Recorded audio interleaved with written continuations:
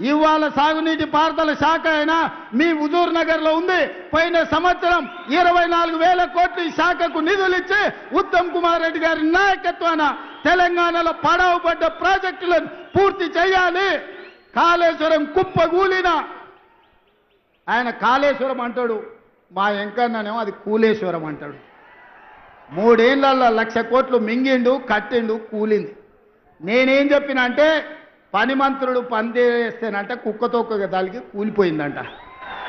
ఎక్కడైనా ఎవడైనా 1,00,000 కోట్లు పెట్టి కట్టిన ప్రాజెక్టు 3 ఏళ్లలోనే కూలిపోయేది. ఈ దేశంలోనే కాదు, ఈ ప్రపంచంలో ఎప్పుడైనా జరిగిందా? కాళేశ్వరం ఆయన ప్రపంచంలో 8వ వింత అన్నాడు.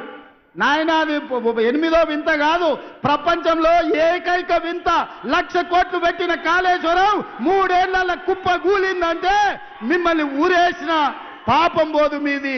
1,00,000 కోట్లు ప్రజల సొమ్ము దిగమింగి కాళేశ్వరం కట్టి కూలగొడితే కూడా మొన్నటి వానకాలంలో రైతులు కష్టపడి శ్రీరామ్ సాగర్, శ్రీపాద ఎల్లంపల్లి ప్రాజెక్టుల కింద, శ్రీశైలం నాగార్జున సాగర్, భీమా, కోయిల్ సాగర్, నెట్టంపాడు లాంటి ప్రాజెక్టుల కింద 1,56,00,000 మెట్రిక్ టన్నుల వడ్లు ఉత్పత్తి చేసి దేశంలోనే అత్యధికంగా వడ్లను పండించిన రాష్ట్రంగా తెలంగాణ చరిత్రలో ఉంది. ఈసారి యాసంగిలో కూడా అత్యధికంగా వడ్లు పండే పరిస్థితి ఉన్నది.